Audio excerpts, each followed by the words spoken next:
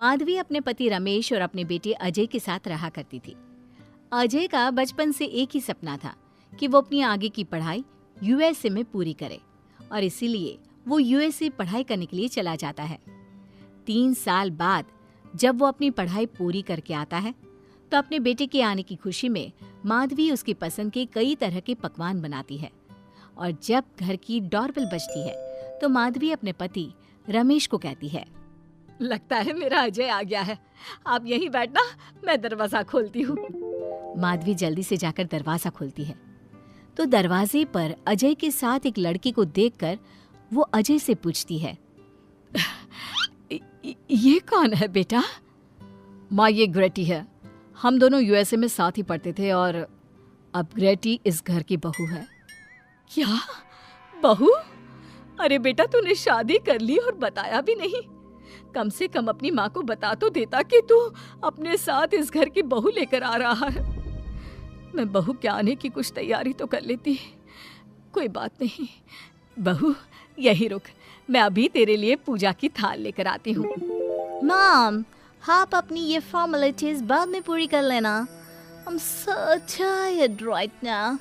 अच्छा डार्लिंग, अपना रूम कहाँ है? कोई बात नहीं बहू, तुम पहले आराम कर लो, तब तक मैं तुम्हारे लिए चाय बना कर लाती हूँ।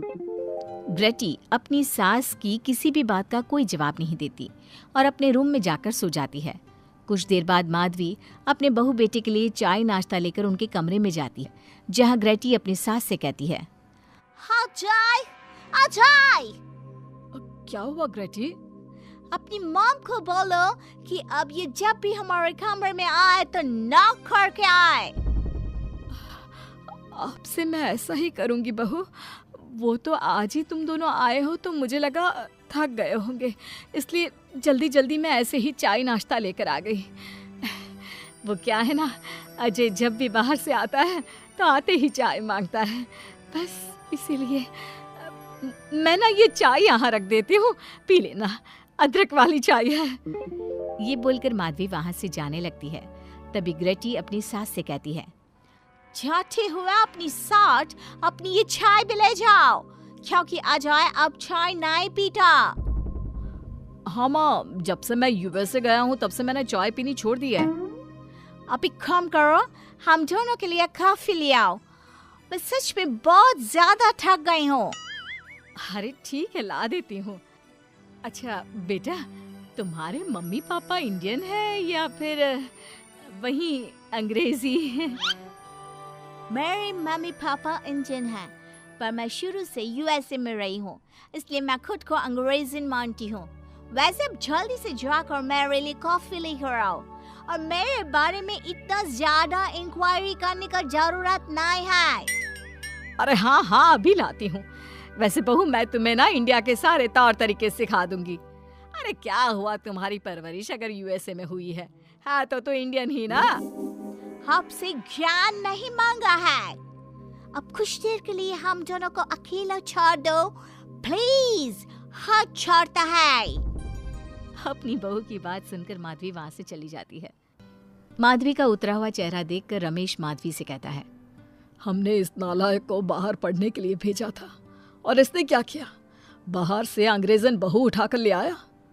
माधवी, तुम बहुत भोली हो, पर मैं नहीं, ये लड़की हमारा घर तोड़ देगी, हमसे हमारे अजय को दूर कर देगी।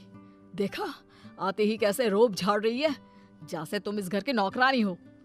तुम उसको बोलो कि तुम इस घर की मालकिन हो और उसकी सास हो, वो वही करे जो तुम कहोगी। अरे आप बेकार में ही गुस्सा हो रहे हैं।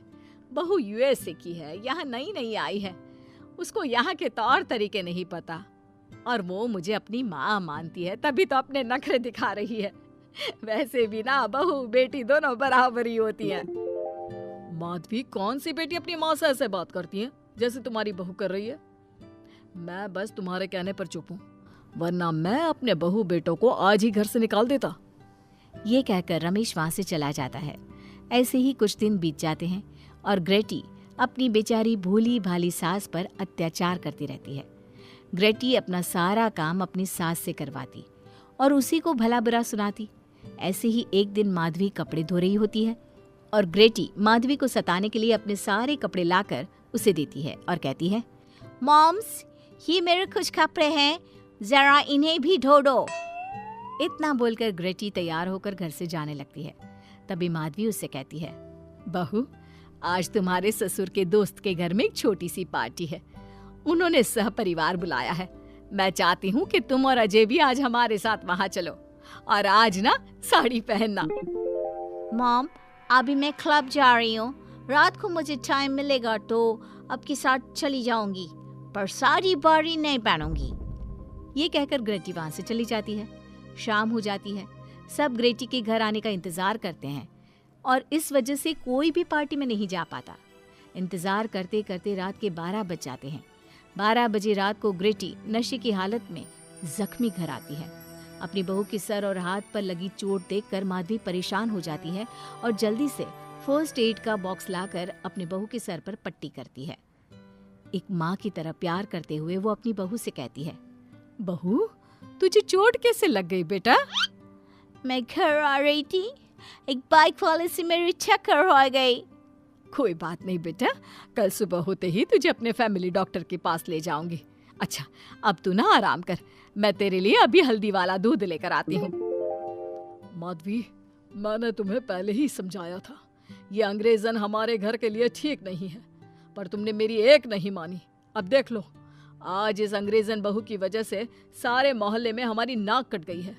आज सब हम पर हंसते हैं और ये सब कुछ तुम्हारी वजह से हुआ है, तुम्हारी छूट की वजह से हुआ है।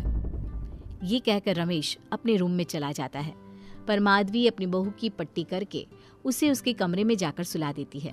अगले दिन माधवी ग्रेटी को लेकर अपने फैमिली डॉक्टर के पास जाती है, जहां ग्रेटी देखती है कि उस डॉक्टर की बहू ने साड़ी पहनी है और एक संस्कारी बहू की तरह घर में पूजा पाठ करके अपने सास ससुर के पैर छूकर उनका सुबह सुबह आशीर्वाद लेती है। डॉक्टर की बहू को देखकर ग्रेटी को अपना बर्ताव याद आता है और उसे एहसास होता है कि वो अपनी भोली और मासूम सास के ऊपर कितना अत्याचार करती है, पर फिर भी माधवी सबसे लड़कर हमेशा उसका साथ देती है। ये सब देखकर ग्रेटी को पश्चाताप होता है और कुछ देर बाद वो दोनों दवाई लेकर घर आती है।